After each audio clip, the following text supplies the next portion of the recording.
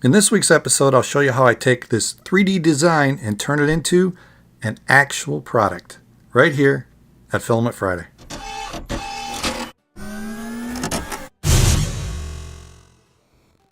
Filament Friday is brought to you every week by the generous donations of my Patreon supporters. This all started when I found this electronics parts pack at my local Micro Center. It was on sale for like $12. I just couldn't pass it up. And then I decided I wanted to put all those pieces in its own little cabinet. So I just needed a small cabinet, and I wanted it to fit right here in this slot on my bench. So it couldn't be too tall and not too wide. So I went shopping on Amazon. All I found were these big parts drawers. I did find a few like medium size, and then I found this one. But it was still too many drawers and too big. And it was $10, and I didn't get free shipping unless I spent $25. So I decided to just print my own. And besides, I wanted to do a longer print on the E10 printer to see how well it handled it. So the first thing I needed to do was fix this problem of the bed rubbing on the connector of the motors.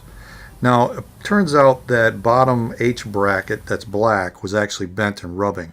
But the easiest way to get around that is just to remove the two screws on the stepper motors, and I did this on both sides, and then just turn the motor 90 degrees. And now the connector is away from the bed. And then just put the screws back in place, and I was ready to go.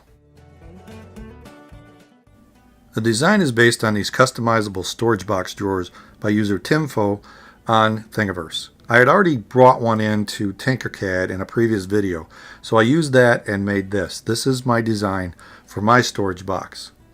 Now what I did is actually took that drawer and I duplicated it 8 times and then positioned those drawers where I wanted them.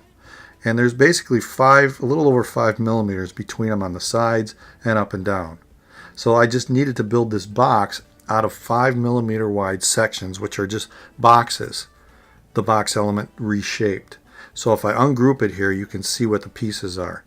I've got a piece on the side here that's 5 millimeters thick, one on the top, and of course one going down in the center and one going across, 2 levels of that. And then on the back I have another 5 millimeter thick piece for the back with 2 holes in it, just in case I ever want to mount this to the wall. So very, very simple design. And when it was done, I took the drawers out of it, and then I grouped that whole box together. And this is what it looks like with the drawers in place. So I brought that box into Simplify 3D, and I printed on E10 with 10% fill at a 0.3 layer height. Nothing really special, and when I clicked prepare to print and it sliced it, it said it would take 20 hours to print this thing. And this is a simulation of it printing. I won't let it run here. Let's just jump through it. But it's going to take a while. It's got 413 different layers, 128 meters of plastic, and it says $5.78 based on a low-cost $15 inland blue filament. Now here's what I did. I let it run overnight, and I woke up in the morning and this is what I had. And the printer was shut off, so I thought maybe something burned up. Turned out the plug, although it's lit right here, the plug was about in this position. All I did was push it in like that and it started working again. So it was very strange. So I started running it again, and here's the result. Now if you notice, there's a slight shift point. That was my fault, not the E10. I got anxious and I actually took one of the drawers and I slid it in to make sure it fit. And I did that, the head bumped into it and it messed up the print. So that was totally my fault. But anyway, here's the drawer, and I printed this on the Prusa separately so I could get this done quicker. I did use supports, 0.3 layer height, and a 50% fill. And these print really, really quick. Well, 1 hour to print them. But 9 meters of plastic and only 43 cents per drawer. So by the time you total this up, it's probably going to cost about the same as that one I saw on Amazon without paying for shipping. And here's the drawers. I did some in High Five Blue, which now that's higher than 43 cents. But most of them I did in this cheap black inland at $15 a spool. And it came out beautiful. I love the way this looks. And the drawers slide in and out beautifully. I'm really happy with the design. So all I had to do was slide it in place and it fit perfectly. And it's real small. It's small enough that I can lift it down to the bench when I want to go through it. So it worked out well.